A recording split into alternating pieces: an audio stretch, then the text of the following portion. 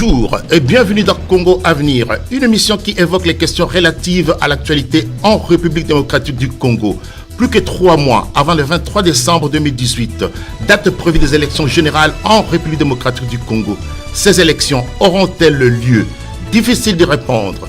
En attendant, les tandems MP-FCC, majorité présidentielle et Front commun pour les Congo est un ordre de bataille. Il est sur le starting block. Et l'opposition se cherche encore une stratégie. Alors, une question taraude les esprits. L'opposition congolaise peut-elle s'unir et faire barrage, faire obstacle au régime de Kabila?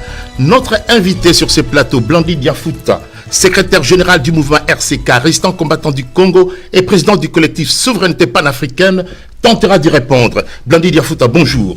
Bonjour Robert Congo, merci de m'inviter aujourd'hui sur votre plateau de Congo Espoir. C'est quoi le collectif Souveraineté panafricaine?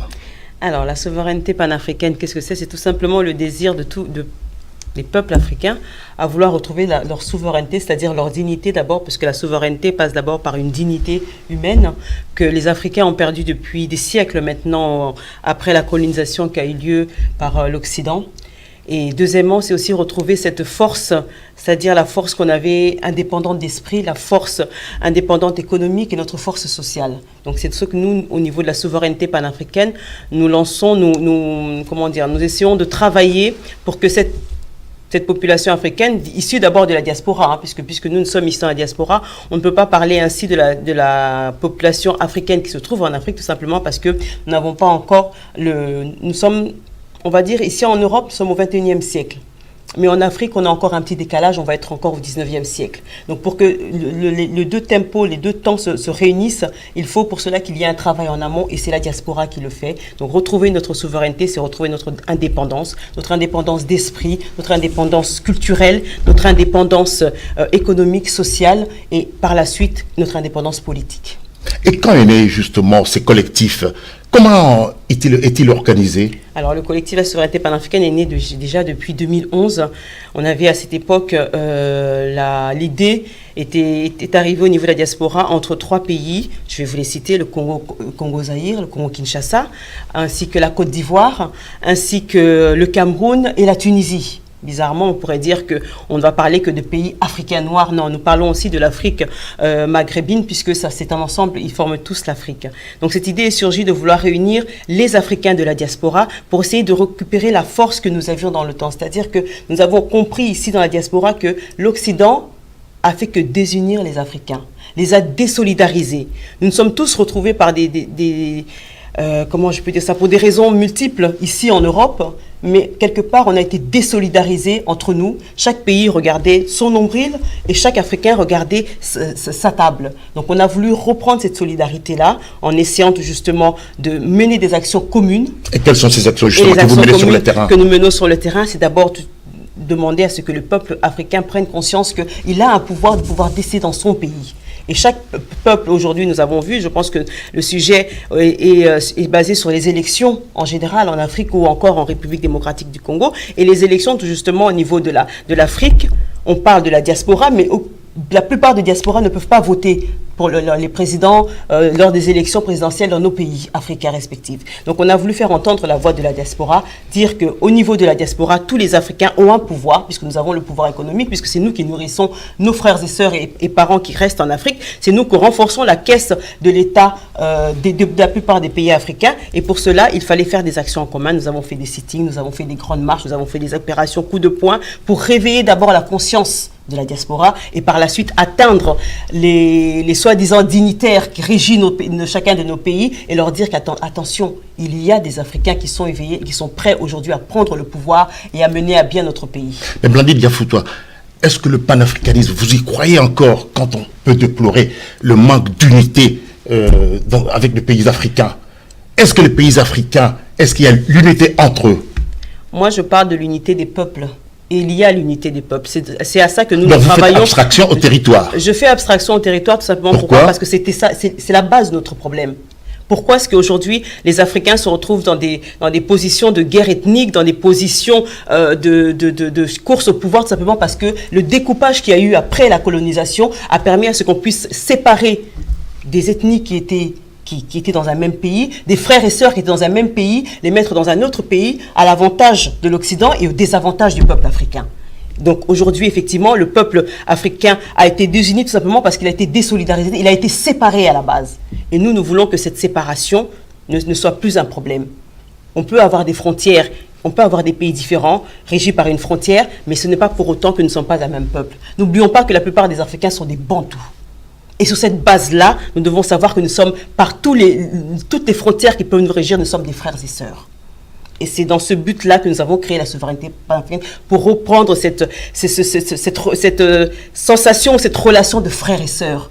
Un frère et une sœur sont issus d'une même mère et d'un même père, ou encore de plusieurs pères ou de plusieurs mères, mais ils ont le même sang, ils ont la même façon de penser, ils ont le même chaleur qui bouille en eux, et ils ont ce même amour qui les porte. Et c'est ça que nous voulons au niveau de la souveraineté panafricaine, et c'est pour ça que je crois au panafricanisme. Secrétaire général du mouvement RCK, résistant combattant du Congo, et président du collectif Souveraineté panafricaine, comment se porte le RCK?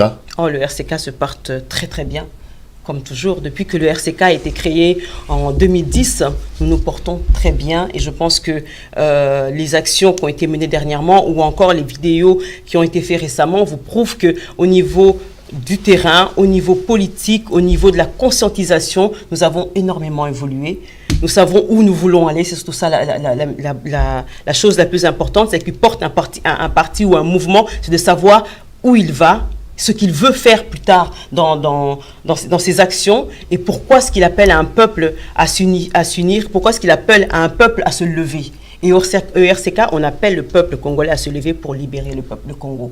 Parce qu'aujourd'hui, le Congo, vous le savez, non seulement est soumis à l'occupation rwandaise ou burundaise ou ougandaise, mais elle est soumise aussi à cette occupation multi-internationale, si je peux dire ça ainsi, puisque nous avons tous les pays du monde, toutes ces puissances internationales qui régissent le monde sont au Congo de diverses façons, par des ONG, par des multinationales, par des organisations, on va dire, humanistes.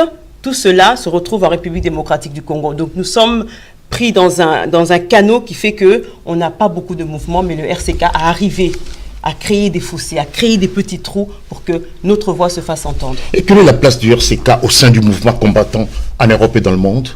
Je pense que nous sommes parmi les premiers, sans fausse modestie, nous sommes parmi les premiers mouvements qui a aujourd'hui pu amener le combat du Congo à un niveau international.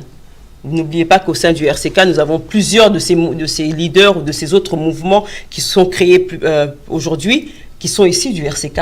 Donc le RCK a été quelque part une base de formation, une école de formation au mouvement des combattants. Et quelle est sa place au sein de l'opposition congolaise? Je ne peux pas parler d'opposition congolaise. Nous ne nous identifions pas à l'opposition congolaise actuelle qui est en République démocratique du Congo, tout simplement parce que cette opposition, elle est complaisante, elle est complice avec le système actuel et nous sommes en séparation totale et radicale avec le système en place. Mais justement, on va parler de cette opposition-là. Il y a des réunions, il y a des rencontres à Kinshasa, à Bruxelles, en Afrique du Sud, partout. Alors, qu'est-ce que cela vous inspire? Écoutez, j'ai l'impression qu'on a fait 2 ans en arrière, si je peux dire ainsi. On a parlé récemment, effectivement, de quelques leaders dits d'opposition politique en République démocratique du Congo qui se sont rassemblés dernièrement ici à Bruxelles. Et j'ai l'impression de revoir, il y a encore 2 ans, quand il y a eu le même type de posants, complaisants, qui se sont réunis pour créer une espèce de mouvement pour dire qu'effectivement, il y a une vraie opposition qui se crée parce qu'on voit 2, 3, 4, 5 têtes de leaders qui sont, si nous regardons leur passif, depuis très longtemps sous la botte de l'occupation, qui font la politique de l'occupation, puisque c'est eux qui vont amener le peuple congolais à accepter les élections. Chose que le peuple congolais ne devrait pas accepter, ce que nous disons au niveau du RCK. Et on va vous entendre, c'est une unité de façade qu'on a vue. C'est une unité de façade. Et alors, donc l'opposition ne peut pas s'unir. Ils pourraient s'unir si effectivement ils ont le même mot d'ordre. Et je pense qu'ils ont eu ce mot d'ordre. Mais d'où vient-il ce mot d'ordre? Il ne vient pas du peuple congolais. Donc leur unité n'est pas au profit du peuple congolais, mais n'est qu'au profit de celui qui leur donne l'ordre de s'unir. Mais Blandi Yafouta, on peut quand même saluer la démarche, parce que c'est des gens normalement qui ont des positions vraiment diamétralement opposées. Puis se retrouvent des Congolais qui se parlent entre eux, c'est quand même une bonne chose pour les pays. Moi, je Vous parlerai ne pensez pas, vous? Non, je ne pense pas que leur position est diamétralement opposée. Quelle est la position d'aujourd'hui de Félix Tshisekedi pour le nommer à l'UDPS? Quelle est la position de Jean-Pierre Mbemba? Mais c'est des gens qui ne se voyaient pas il y a quelque temps. Quelle est la position de Moïse Katumbi pour le citer aujourd'hui? Ils ne se voyaient pas. C'est nous qui ne le voyons pas, qu'ils ne se voyaient pas. Ne rentrons pas dans leur piège. Qui nous dit qu'ils ne se voyaient pas? Qui nous dit qu'ils ne se téléphonaient pas? Mais quand on parle de diamétralement opposés, on devrait avoir des politiques différentes. Mais quelle est leur politique aujourd'hui en République démocratique? Parce que vous pensez que font-ils réellement contre le gouvernement de Kabila? Vous pensez que Jean-Pierre Bemba pense pareil que Félix Tshisekedi? Chacun pense à prendre le pouvoir. Chacun pense à être là, à être vu, à être soi-disant un opposant. Mais aucun pense au peuple congolais. Ça, c'est une chose que nous, au RCK, nous sommes sûrs. C'est qu'ils ne pensent pas au peuple congolais. Maintenant, bientôt, on va voir leur projet. Attendons. Tout le monde va sortir les projets. Attendons. Et on a vu différents projets. Bon, chiffrés, hein. Chiffrés.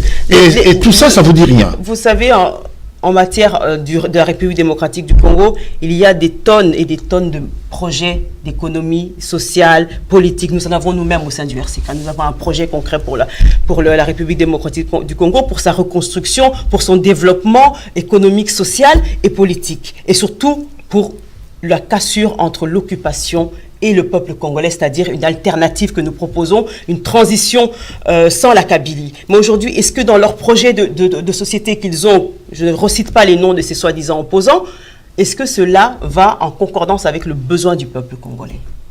Voici la question que moi je leur poserai. Si je devais alors, je vais vous poser une question, mais pourquoi, selon vous, hein, oui, pourquoi l'opposition congolaise a du mal à s'unir? Mais si elle n'a pas du mal à s'unir, je vous ai dit tout à l'heure, c'est que cette opposition n'existe pas. Ce sont des hommes de façade qu'on met pour faire croire qu'il y a une opposition. Voyez-vous, en matière de politique, une opposition est vouée à prendre le pouvoir. Une opposition combat le pouvoir ou le régime, pardon, qui est en place pour pouvoir le remplacer à son tour. Le régime qui est en place actuellement, ça fait 21 ans quasiment. Bon, on va imaginer que cette opposition est là, elle existe. Alors, souhaiteriez-vous que cette opposition ait un programme commun et une candidature commune? Je ne peux pas parler au nom de cette soi-disant opposition. Nous, ce que nous demandons, c'est que le peuple congolais comprenne que et que pense le RCK? Voilà. Le RCK, justement, voilà. J'en venais au RCK. Pour que le Congo soit libéré, il doit se prendre en charge. Pour que le Congo soit libéré, il doit se lever, il doit se battre et aller au soulèvement populaire. Il ne doit pas suivre ces soi-disant, justement, opposants qui leur mènent aux élections. Voilà, justement, nous savons le soulèvement populaire, je suis d'accord avec vous. Ça, c'est le discours du RCK. Oui. Mais comment concrétiser ce soulèvement populaire? Par quel mécanisme, justement, appeler le peuple à se soulever pour dire non au régime de Kabila? Pour dire non au régime de Kabila, il est simple. Le peuple congolais, tout d'abord, a un droit qui lui est acquis dans notre Constitution, c'est-à-dire l'article 5. Ce droit-là lui donne sa souveraineté. Et par la suite, nous avons l'article 63 et 64 qui donne le droit encore plus suprême au peuple congolais de se lever quand on a un pouvoir qui exerce au sein d'un pays par la force. Et c'est le cas en République démocratique du Congo. Nous avons un régime dictatorial qui est sanguinaire, qui a tué plus de 12 millions de peuples congolais, qui affamine les Congolais de Kinshasa ou de toute autre ville du Congo, de la République démocratique du Congo. Nous avons des enfants qui ne sont plus scolarisés, alors que la scolarité est obligatoire dans notre Constitution. Et elle est même gratuite pour les enfants de maternelle et de primaire. Nous avons des salariés, des hommes et des femmes sans travail, alors que nous avons des entreprises au Congo qui n'emploient pas suffisamment les Congolais. Nous avons dernièrement eu un cas, je pense que vous êtes journaliste, vous êtes au courant, une société belge qui voudrait faire un recrutement, mais hors les Congolais, pour un poste, pour une société qui va exercer en République démocratique du Congo, qui doit être assujettie aux lois congolaises. On a vu ça sur les réseaux sociaux. Une candidature pour des non-Congolais. C'est aberrant. Que dit le régime en place pour cela? Il ne dit rien.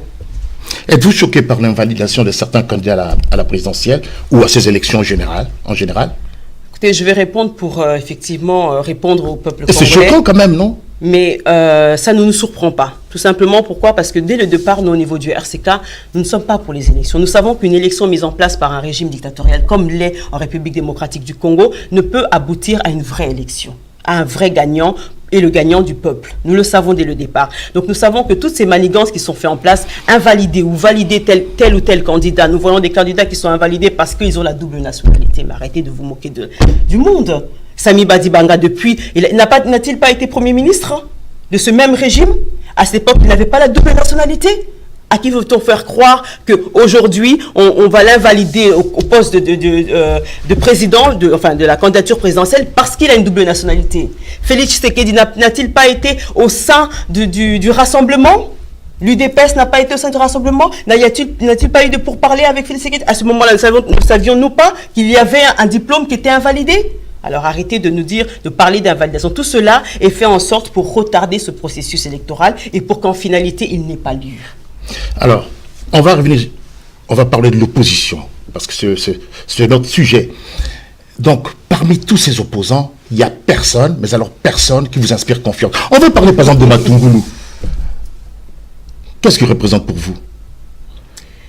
Alors, bon, il a quelque peu baigné dans le système, parce qu'il fut quand même ministre de l'économie, mais c'est quand même quelqu'un de bien, on va dire ça comme ça, entre guillemets. Vous savez, au RCK, on a toujours une politique, c'est-à-dire de faire un peu abstraction, je vais dire, de ce qu'on peut voir visuellement, mais de voir un peu ce qu'il peut avoir au fond d'un homme ou au fond d'une femme, puisque être fils ou fille du Congo, c'est être aussi un homme ou une femme. Et on essaye de tirer toujours le meilleur de celui-là. Matungulu a été un de nos contacts à l'époque, avec quelqu'un avec qui on a discuté, avec qui on a échangé, et on a demandé une seule chose. Ce qu'on demande à tous les opposants d'ailleurs, c'est de reconnaître qu'il y a une occupation en République démocratique du Congo.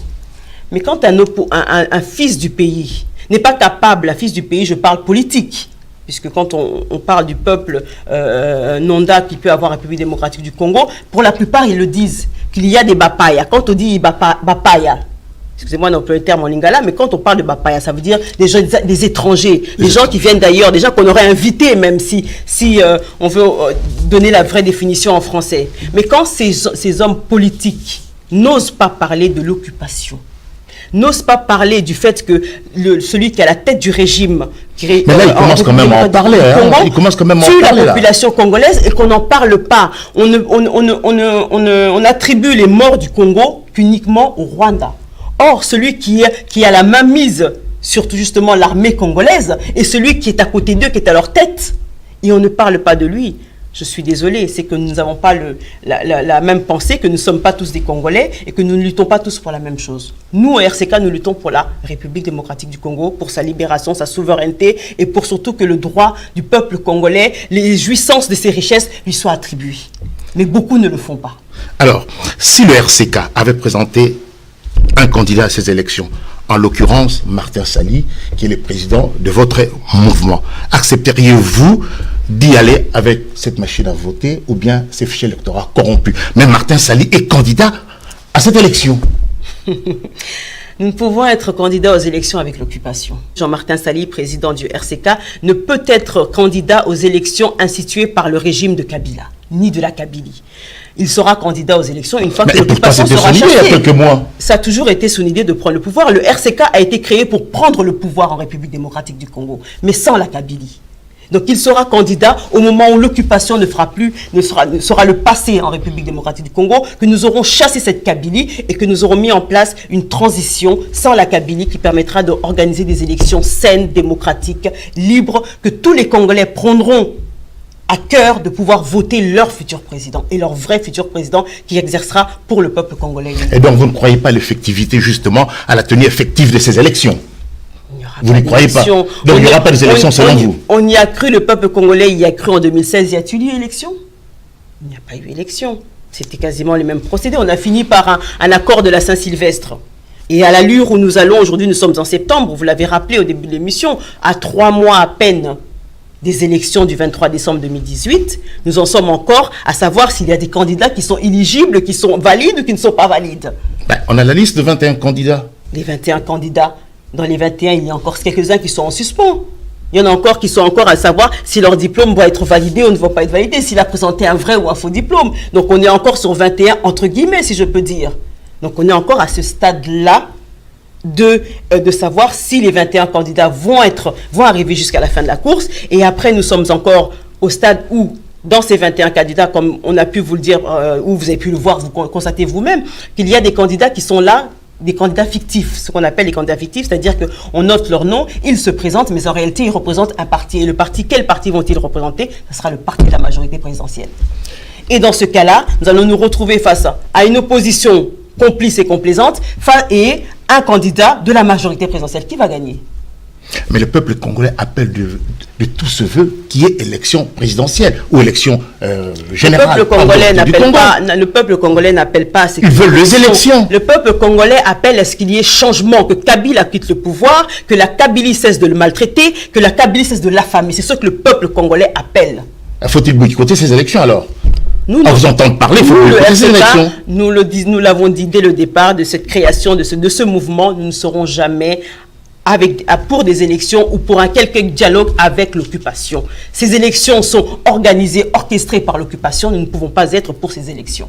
Le pays est occupé, le pays est infiltré. Oui, ça c'est le discours qu'on a déjà entendu, qu'on attend tout le temps. Mais alors maintenant, moi c'est ce que j'aimerais savoir. Vous avez essayé d'aborder ces problèmes. Comment justement appeler à ces soulèvements populaires? Parce qu'au niveau de la diaspora, ça se passe très bien. Et les combattants, c'est vrai, vous avez fait un énorme travail que tout le monde peut saluer aujourd'hui.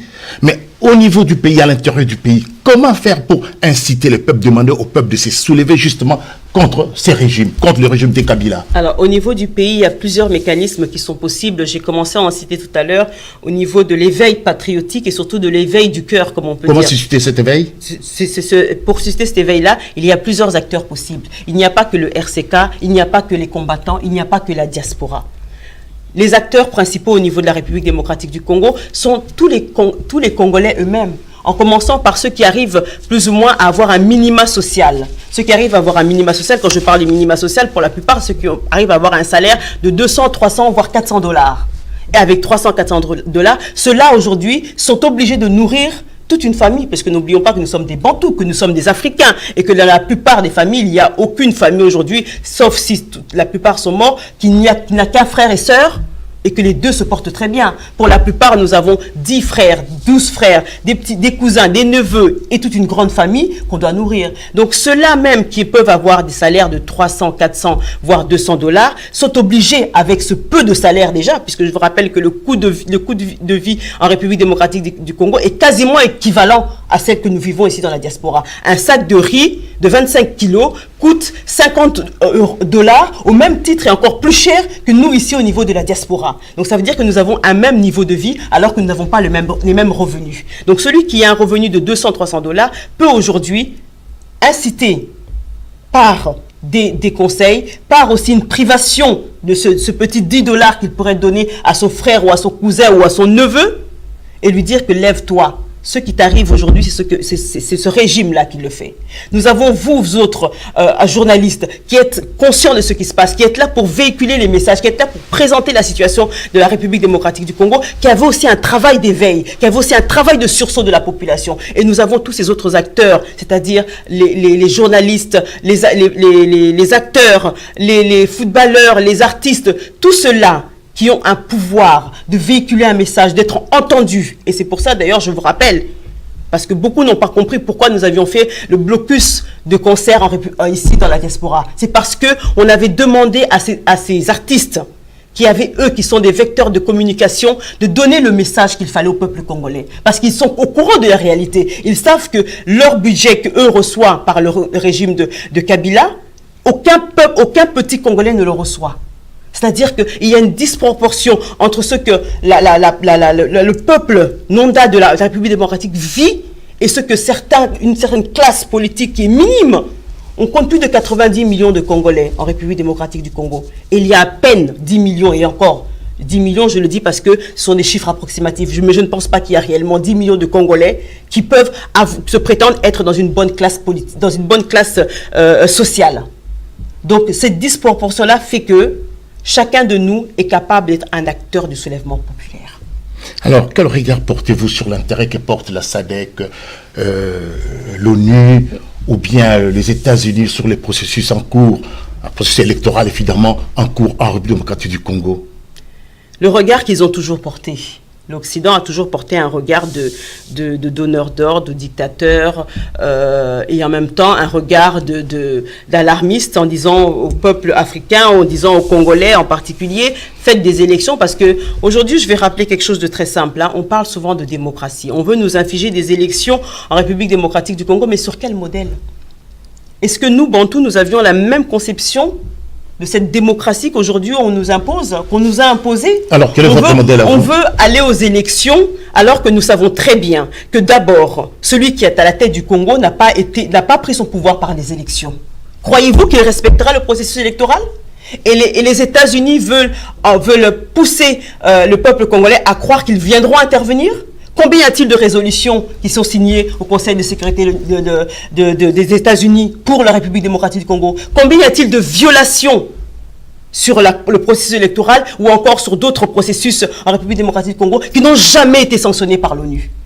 Et c'est parce qu'ils vont dire publiquement, on a eu Jane Kerry qui est venue, nous avons l'autre ambassadrice qui est venue dernièrement, l'année dernière, Nikki Haley, qui est venue en République démocratique du Congo pour demander à ce que Kabila ne reste pas une année de plus, qu'il puisse finir les accords de la Saint-Sylvestre en mettant en place une élection en 2016-2017. Ça n'a pas été fait. Donc, nous aujourd'hui... Et la récente tournée de Didier Reynders. Mais c'est la même chose. Vu. Qui est Didier Reynders, celui qui avait mis Kabila, qui avait fait l'éloge de Kabila, Joseph Kabila, il l'a mis au pouvoir quasiment. Mais tout le monde dit indirectement aujourd'hui qu'on ne veut plus de Joseph Kabila au pouvoir au Congo. S'ils ne le veulent plus, ce n'est pas pour l'intérêt du peuple congolais. S'ils ne le veulent plus, c'est parce qu'aujourd'hui, Kabila a pris une certaine posture, a pris une certaine assurance, a acquis un certain réseau qui fait qu'il arrive à échapper à ceux qui l'ont mis en place. Alors que faire maintenant pour que l'intérêt du peuple congolais prime sur celui des Occidentaux? Qu'est-ce qu'il faut faire? Mais il faut se soulever, il faut aller au soulèvement populaire. Il faut dire au peuple congolais qu'aujourd'hui, si le coltan peut être aujourd'hui attribué... Parce qu'à l'issue du soulèvement populaire, ce sont les Congolais qui vont choisir leur président. Ce sont les Congolais qui choisiront leur président. Déjà, on écartera cette machine à voter, qui en réalité n'est pas une machine à voter. On l'appelle de tous les noms qu'on peut dire. Tous les médias parlent de machine à voler. Oui, effectivement, c'est une machine qui a été mise en place pour faire croire aux Congolais qu'on innove dans la technologie, qu'au lieu d'aller voter avec un bulletin papier qui est certainement un peu plus fiable, on va dire, qu'une machine dans laquelle on aura au préalable mis un programme pour modifier le choix de celui qui aura voté, est mieux que le vote papier. Nous ne sommes pas d'accord. Et qu'est-ce que vous pensez d'une intervention armée pour bouter dehors le régime de Kabila? Mais c'est ce qu'il faudra faire. Si le soulèvement populaire est effectivement le soulèvement du peuple, mais il doit être encadré ou encore protégé par une armée. Mais pas l'armée actuelle, mais pas l'armée du Congo actuelle. J'allais répondre avant même que vous posiez votre question. C'est que l'armée aujourd'hui de la République démocratique du Congo n'est pas l'armée du Congo. C'est une armée, ce sont des hommes armés qui sont contrôlés directement par le Rwanda. Nous avons à la tête de cette armée des généraux qui sont tous pour la plupart. Donc aujourd'hui, on ne peut pas compter sur cette armée-là. Mais n'oublions pas que nous avons eu une armée à l'époque de Mobutu, pour ne citer que cette époque-là. Nous avons des vrais soldats qui ont été formés à cette époque-là. Et nous avons encore des soldats aujourd'hui qui ne font pas forcément partie de l'armée congolaise d'aujourd'hui, mais qui sont encore vivants et qui peuvent apporter un plus à ce soulèvement populaire. Et j'en appelle d'ailleurs à tous ces anciens militaires ou ces nouveaux militaires à s'engager auprès de la résistance et à aider le peuple congolais au soulèvement populaire. Pourquoi l'alternance démocratique peine à s'installer en Afrique? Alors, c'est une bonne question. Je vous ai parlé tout à l'heure de la démocratie. Je pense plutôt que c'est lui qui nous a rejoint, un frère ivoirien, Alfred Babou, qui disait justement que la démocratie n'est pas universelle. Effectivement, je le proclame toujours très haut, c'est que la démocratie n'est pas universelle. En Afrique, nous avions déjà notre démocratie. Notre démocratie était basée sur le chef, qui pouvait être le chef coutumier, qui pouvait être un chef communal, et on savait déjà à l'époque que quand on avait un chef qui atteignait un certain âge, il y avait déjà un successeur qui était déjà programmé, qui pouvait être son fils, qui pouvait être un dauphin, qui pouvait être un cousin, qui pouvait être autre, pris dans le peuple. Et ça se passait très bien. Et ça, on pouvait appeler aussi cela une forme de démocratie. L'Afrique a-t-elle encore des vrais leaders, selon vous? L'Afrique a encore des vrais leaders. Par exemple Jean-Martin Sali-Bonguenge, qui est un vrai leader pour le Congo. Donc l'Afrique a encore beaucoup de leaders. Nous avons, au niveau de la souveraineté panafricaine, un assemblage de leaders. Nous avons Abel Naki, qui est du CRI panafricain, qui est le président du CRI panafricain. Nous avons Moizoul. Vous savez, quand nous avons créé la souveraineté panafricaine, j'ai revu dans tous les... parce que c'est un mouvement quand même qui regroupe 33 pays, si je veux rebondir dessus. Et dans ces 33 pays, j'ai vu du Marcus Garvey, j'ai vu du Angela Davis, j'ai vu du Martin Luther King, j'ai vu du Malcolm X. On a retrouvé Thomas Sankara, on a retrouvé tous ces personnages dans la souveraineté panafricaine. Et d'ailleurs, je lance un message à mes frères et sœurs qui se sont un peu égarés, qui ont été un peu essayés de voir ailleurs, qui ont été un peu perdus par cette lutte qu'on parle toujours d'ego. Revenons. Nous sommes d'une force. À chaque fois, croyez-moi, frères et sœurs, à chaque fois que l'Occident, pour ne pas dire l'homme blanc, verra qu'il retrouvera ces noms que nous citons, sur lesquels nous nous sommes reposés pour créer notre unité, se réunir de nouveau, on fera tout pour nous diviser. On fera tout pour nous désolidariser. Et c'est sur ça que nous devons nous battre. Nous qui sommes des aguerris dans le combat, de la lutte de la libération des peuples africains, il faut que nous comprenions cela. Quelle que soit la rivalité de chacun, je pense qu'un Thomas Sankara ne fera jamais de l'ombre à un Lumumba. Une Angela Davis ne fera jamais de l'ombre à une Winnie Mandela. Mais tout cela ensemble composeront pour libérer le peuple congolais, le peuple africain. Et c'est cela que le message que je vais donner à mes frères africains aujourd'hui, c'est que nous ne devons pas avoir de rivalité entre nous. C'est ce que l'homme blanc cherche à ce que nous ayons, nous a inculqué dans nos mémoires. Et à chaque fois qu'on veut créer une force, on nous divise en disant Blandine veut être plus forte qu'un tel. Robert Congo veut être plus fort que je ne sais quel autre journaliste. Or, c'est faux. Nous formons un ensemble et cet ensemble s'appelle l'unité et cet ensemble s'appelle la force. Alors, quel regard portez-vous sur le gouvernement de la diaspora présidé par Mme Justine Poyo Kassavubu? Alors, Madame Justine Kassavubu, que je salue d'ailleurs, que j'estime énormément, puisque en tant que femme, il faut se serrer les coudes, il faut reconnaître le travail des uns et des autres. Donc, qui fait partie de la coalition des forces vives, si je peux citer ainsi. La coalition des forces vives, c'est un mouvement politique qui a été créé donc au lendemain de 2016 pour proposer la transition sans la Kabylie. Et Madame Kassavou fait partie de ce mouvement-là. Et à ce titre-là, nous sommes en collaboration, nous travaillons ensemble, nous échangeons nos idées. Et comme j'ai dit tout à l'heure, ce n'est pas parce que Blandine Diafutua exerce ici en France que Madame Kassavou ne peut pas exercer en Belgique. Nous formerons une force qui amènera la libération du Congo. Un dernier message. Un dernier message pour le peuple congolais. Le peuple congolais, sachez que le Congo vous appartient. On ne le dira pas assez, parce qu'effectivement, on a 50 ans pendant lesquels on nous a dit que le Congo ne nous appartenait pas, que le sol du Congo ne nous appartenait pas, que les richesses du Congo appartenaient à ceux qui l'exploitaient. La preuve en est, on a aujourd'hui le parc de Virunga qui est une propriété privée gardée par l'UNESCO. Mais ça se trouve en République démocratique du Congo. Ça ne se trouve pas dans quelques pays fondés par l'UNESCO. Ça se trouve en République démocratique du Congo. Donc avant que ça devienne un bien privé protégé par l'UNESCO, ça doit être un bien protégé par le peuple congolais. Donc je répète au peuple congolais que le Congo nous appartient. Et il en va de soi que pour qu'il reste à nous, excusez-moi, il faut qu'on se batte. Il faut qu'on le garde. Il faut qu'on le protège, ce Congo-là. Alors battons-nous. Battons-nous. Nous avons tous des enfants. Nous avons tous des petits-enfants. Il faut qu'on leur laisse quelque chose. La terre du Congo est la nôtre et sera la leur. Mais si seulement nous nous battons, si nous amenons le Congo au soulèvement populaire, si nous chassons l'occupation qui est en place et que nous reprenons notre souveraineté.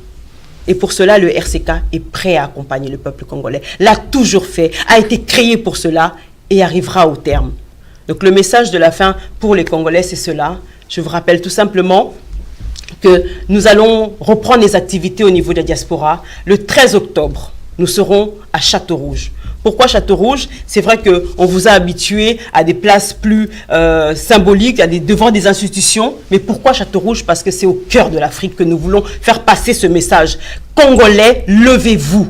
Vous vous êtes fait endormir une nouvelle fois de plus, alors que nous avons eu depuis 2010 jusqu'à 2016 un élan d'éveil. de sursaut où on s'est battu sous la neige, sous le froid, sous la pluie, sous le soleil, on s'est levé, on a marché des kilomètres et des kilomètres. Je crois que s'il fallait remporter un prix pour le marathon, le peuple congolais aurait remporté le marathon de l'endurance sur le terrain, parce que nous avons fait des kilomètres et des kilomètres. Le 13 octobre, nous serons à Château-Rouge à partir de 14 h. Parce que peuple congolais, ce jour-là, vous êtes tous là pour faire vos courses, pour aller acheter un pondou, un makayabou, un je ne sais quoi d'autre, poto kendolia, basafu, poto kendo memalanda kuto lia. Mais moukolango, surtout termine même 1 heure pour n'amboka la biso. Bon, quand c'était que vous changez loco. Et je dis aux gens qui disent que to bundi longtemps et on n'a rien eu, c'est faux. Ce qui processus il y a Congo, ils ont tant de temps. Po Kabila, to Kagame, to Museveni, bakanga Congo comme ya bango pesa comme mususu, c'est parce que biso la diaspora to télémaki. Alors to continuer ko téléma le 13 octobre bandikoto à Château-Rouge. À partir de 14 h, to kobela chaque Congolais, vous revenez dans la résistance. Bo o bazala kité, bazoye bate, bo ya kokota. Parce que c'est avec la résistance et c'est avec le RCK que nous irons au bout de cette lutte. Merci Blandine Diafouta, merci d'avoir répondu à notre invitation. Je rappelle que vous êtes secrétaire général du mouvement RCK, résistant combattant du Congo, et président du collectif Souveraineté panafricaine. Au revoir et à bientôt.